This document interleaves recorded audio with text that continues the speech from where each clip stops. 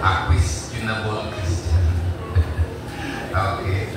Magampot ang mga kaigsunan. Are you ready? Right now, Lord, in the name of Jesus, we come before you with a humble heart.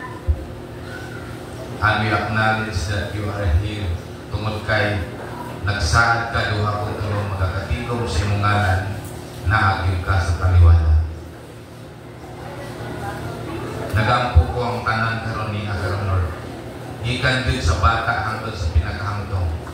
In a very short time, makabaton mi tinod nga pagsimba nga among buhaton, mamati mo respeto mo basa sa imong pulo. Nagampo ko Ginoo, na kaming tanan karon dili tugutan ang tapat, palibot, likod, na makalistor ko Ginoo. Tugutan namo nga tinuod nga pagsimba among mabatunan sa pila ka minuto. Gamita kiniubos na imong alagad, Lord God, na magapaambit sa mga pulong na imong nasulat. Ipasulat aron among mabasa ug mahimong sundon sa adlaw-adlaw kapag kinabuhi karon mahimong andam unya sa imong pagbalik. Panalangin ang tanan karon Ginoo. Ikan sa bata hangtod sa pinakahangtong.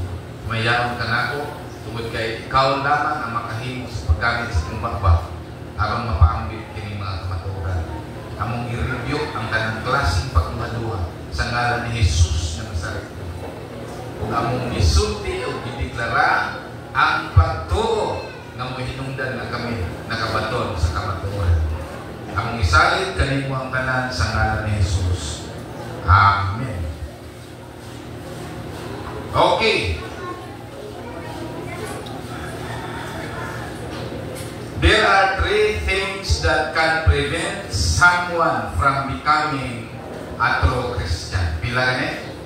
Dunay tulo ka butang aron ang usa ka tawo mahimo siyang dili tinuod nga Christian.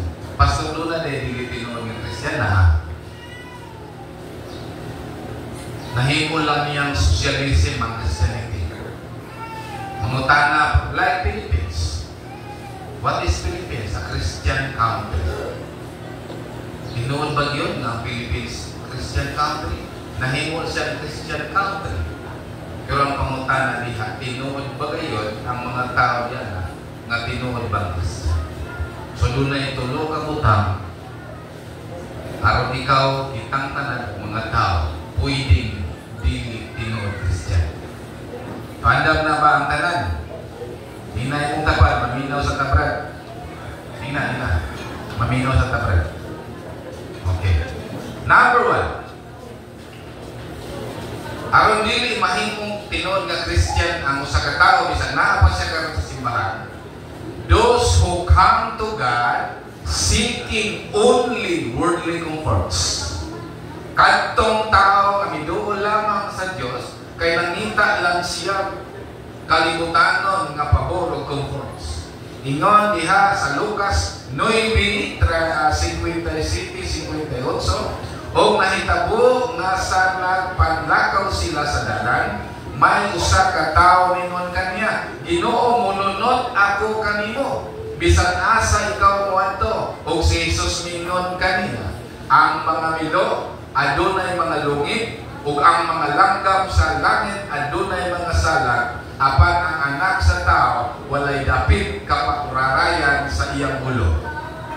Sa tuduna di ay mga tao mga igsoon nga mawalagan mo simbalan kay langita lamang og pabor kung sa'y makuha kalibutan ng butang na I love you with the love of the Lord. Bato-bato sa langit ang matamaan huwag magalit dahil mahal ka ng Panginoon. So siho nato karon nga atong gaglingon unsay motibo nga nung naata. Dili ko pastor kay dako kung sweldo diri pastor. Na ako si pastor kay maayo man kaayo mutagan ning mga kaigsunan hinabangon kayo ba? Munang naa ako dili. How about din nakamatabang? That is very weak reason nga nung naa ka diri. Tungod lang sa mga worldly things. That is very weak reasons. Tungod kay ang pagkakristohanon, ingon si Jesus, musunod ka na ako. na may paamilo. Langgam, doon na pa i-comfort, doon na ikapakulayan. Apan ang anak sa tao, siya wala.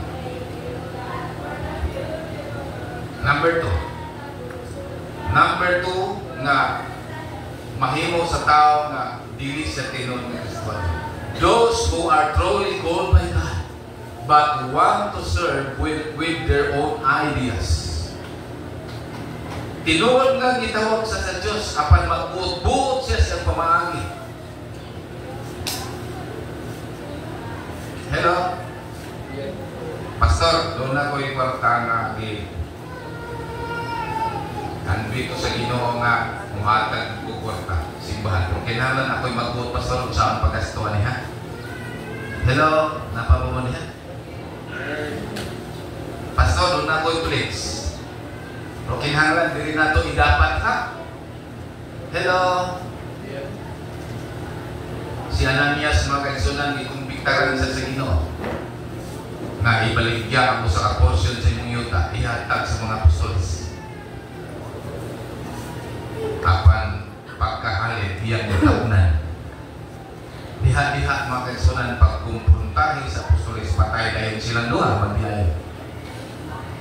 So kung doon na kay tawag sa Ginoo o kanyang mga lagay, ayaw sa imong kaugalingong ideas. Are you listening to me? Napa mo diya? Atong basahon daw. Sa Lucas 9:69, og siya mingon sa usa. Og siya mingon sa usa. Numunot ikaw kanako, sumunod ba? Si ang Ginoo pinag-ingon. Ang uban voluntary man tong uban. Kani siya gitawag yun. Dunay potensyal.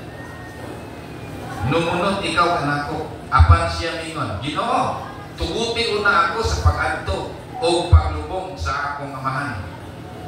Ako na matindan lagi mong kaigsunan, kusong kayo mong tambong mga namatyan. Ako tugod sa kahit pupos nga nung tambong namatyan, makawali ka ka dito. Ako igsuon, di man lang po kawali di sa kumadto. Gawas kong close na po na family kayo na ako. Musibat tayo. Apan si Jesus mingon kaniya, pasagdi ang mga patay nga maglubong sa ilang kaugalingong mga minatay. Apan ikaw lumakaw ka o magmantada sa gingharian sa Diyos. Dunay gustong mga lagad. Tulaghan pa kaing pagpangatarungan. Gitawag sa Ginoo. Pero naghimo gusto siyang muserbisyo siyang kaugalingong pamahagi. Diba dagang kahit ang gigastuhan sa kwarta? Pero it's really for the Lord. Daghang kahit ang expenses nga gihimo. It's really for the Lord. Mag-birthday ta, kinaguat kahit ang gasto. It's really for the Lord. Nakawali ba ta nila sa pagpakaon nila?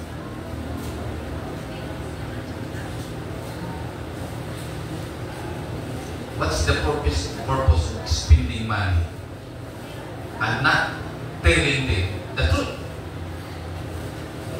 To impress people. Bisa pag sa kadang gasto ni mo pagkalamihi kay ni uli naman naway, ni ko lang nagtapang ang pagkakasbalay.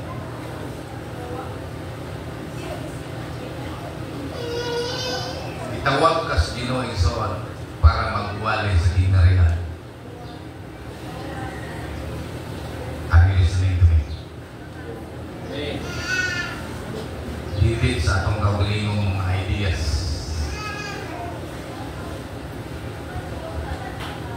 So, to prevent become a true Christian, maguro trakan sa imuhang buhaton sa imong pagkalagad. Apan ang tinuod na Christian, magwali na din siya for the sake of God's kingdom. I love you with the love of the Lord. Ikatulo, nga maghimo kalimong dili tinuod Kristohanon. Those who are willing but dependent on their loved ones. Pastor, ikaw willing kita ko sulatan pastor pero sama kung kaya kung bana to. Mang gusto ako masawa ako mga anak.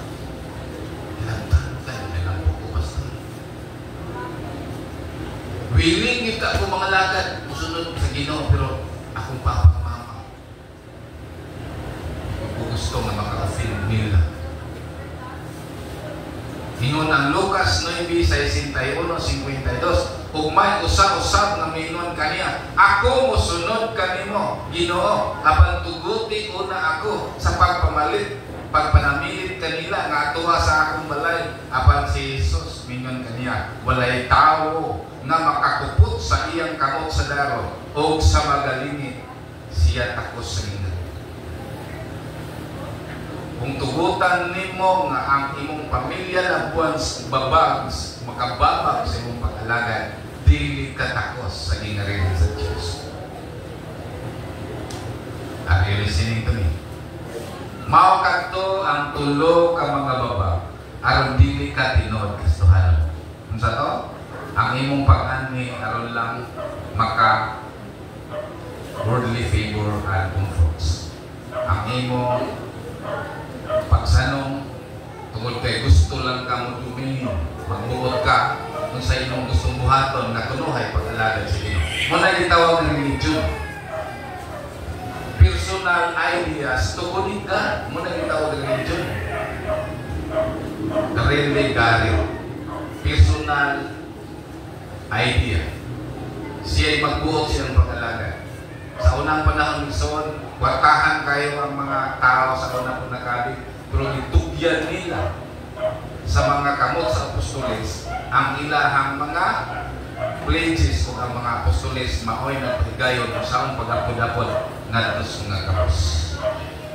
Ikatulo, ganahan unta kay kamalagad kay nakasabot ka, pero dili ka kay mo, kay dependent ka sa imong paglagwas. Mao kadto ang tulo aron dili ka mahimong tinuod Kristiyan.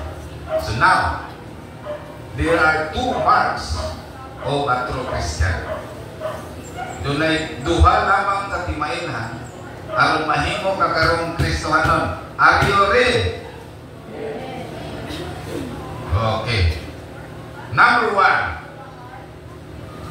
disciple. Ang word disciple mo kagsunan, gikan siya sa word nga discipline. One who undergoes discipline under the lordship of Jesus Christ. Mahimo ka lang tinuod nga Christian kung ikaw magpadisiplina. Pastor, hakit ako ka sinumpihan, Pastor. Mga sabat man ka. Kung saan man dahil mo pagdisiplina sa mga nagkatuhapon. Doon naging panahon ng mga sabat sa mga anak. Ano ba? Tungod kay gimahal mo sila. Amin ba?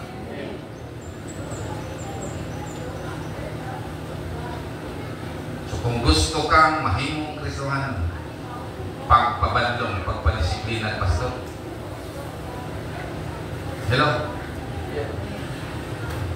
Ano man ikaw man, Pastor? Wala naman si Jesus. Ingan man si Jesus nga, I called you to become an ambassador, representing, to represent me.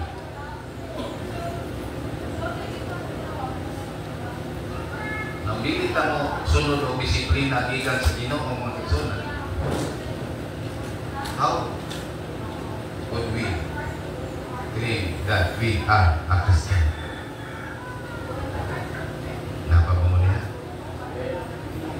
Basta lang ng suwan aron di na malipat sa kinabuhing Kristohanon.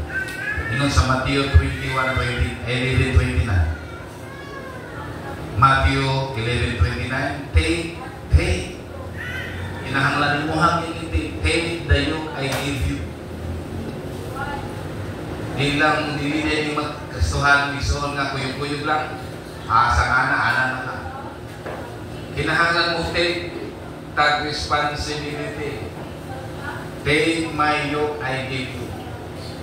Tanan usa nato gikan sa pinakabata hangtod sa pinakanto, dunay yoke, dunay yugo ihatag ang Ginoo. Dili pwede nga Lord pwede lang nga pastor nga kay dito lang ko may raman na. At least doon na makita ang kuranan na dili empty. Pero dili gusto ang Ginoo nga gawas na lingkod kaniya. doon na kay i-handle nga responsibility. Put it on your shoulders. Dili pwede ibutang ng responsibility. Himot yung ibutang sa imong abada. Then, learn from me. So, ang tinuod nga Kristohanon, magtuon kaniya. Lahi ra nang magbasa, lahi ra nang mag-study. Dunay nag-study na wala naka-learn. So, ang gusto sa Ginoo, gawas ng minaw ta, gawas nagbasa ta, gawas nag-study ta, we need to learn from Him. Muna tinuod nga disciple kung saan. Then, ingon si Jesus, good news. This is the message. Dili daog-daogan si Jesus. Dili siya kanang daogan, dili siya stricto kaayo nga sama sa stricto sa uban. Ingon siya, I am gentle and humble, and you will find rest. Kinira nga yung mga kaigsunan nga muhatag natog rest sa atong soul. Nga naman usahay, nabugatan kayo ta sa concern sa kalibutan. Usahay concern kay kasulti nila. Usahay ang atong concern kung sa kasulti nila. Huwag kita mag-concern kung sa kasulti ni Jesus. Hello? Pastor, sa kasulti nila. Anong sila man? Kung sa kasulti ni Jesus, diha lamang mga kaisunan, makabaton ka rest, kaya sa kung saan mo perform o pagkamaayo, no, dili tanan, mahimot mo. Pero kung mag-perform ka sa kabubuton sa Ginoo, doon na usa na yung ikahimutan, given na tanan, doon na mahimot sa mo sa palibot. Dili tanan. Ang importante, makabaton ka, kalinaw sa imong kasing-kasing. Bisan pag inon ko diri nga patyon ko na yung pastoral, makabaton ko kalinaw, kay nakibalo ko sa akong gibuhat, nga sakto nga akong relasyon sa Diyos.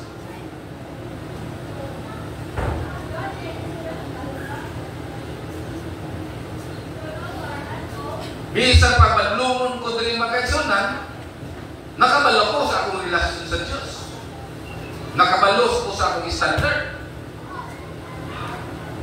Huwag ko nang pabadlong na pastor. Muna makabatong ko kalinaw, taliwala sa inani nga huga.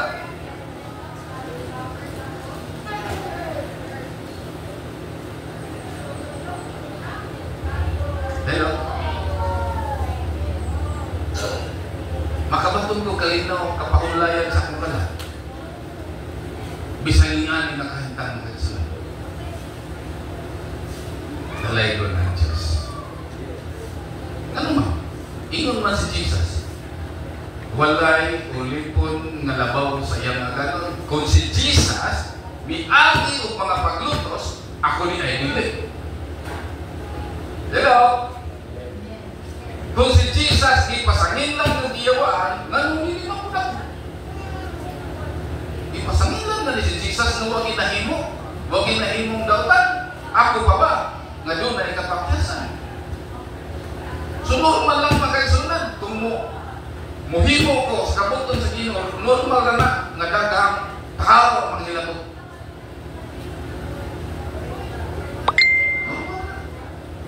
Matthew 5, 3 hangtod sa 12. Basahan ninyo, normal ra. Basta kayo sunod ka sa kabuton sa Ginoo. So being a disciple of Jesus means loving Him more than your family. Tingali nakadungog mo ani karon. Pero ang pangutana kung saan nato ni pag-execute daily. Wala magtudo si Jesus Christ nga imuhang dumtan ang imong pamilya. Wa magtudlo si Jesus Christ nga imong i-abandon ang imong family. Ang gusto ni Jesus is to love Him more than them. 100% sa imong family, 101 pwede na. 101 para sa Ginoo. So gitagaan ka karon kay timbang ng mga butang. Kung saan ako, Lord, pag higugman mo, more than my wife, more than my husband, more than my children. Dilitan mo ingon nga, kung akong anak ng iyo'y tatakan, magpatatak na lang ko. Asa ko ba? Mas gamay ang bugmas ka matutulan kaysa yung family. Hallelujah. Ingon ang Luke 14:26-27. Listen carefully. Slide. You cannot be my disciple unless you love me more than you love your father and your mother, your wife and children, and your brothers and sisters. You cannot come with me unless you love me more than you love your own life. Even your own life. Hallelujah. You cannot be my disciple unless you carry your own cross and come with me.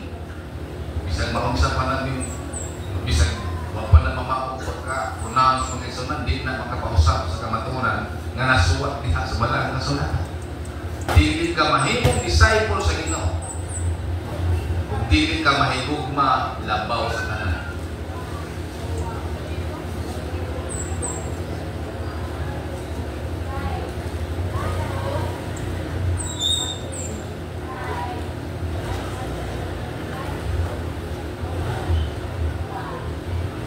Bisan pa, may gugma ka, sobrang pag-gugma sa imong kaugalingon, dili ka mahimong disciple sa Ginoo.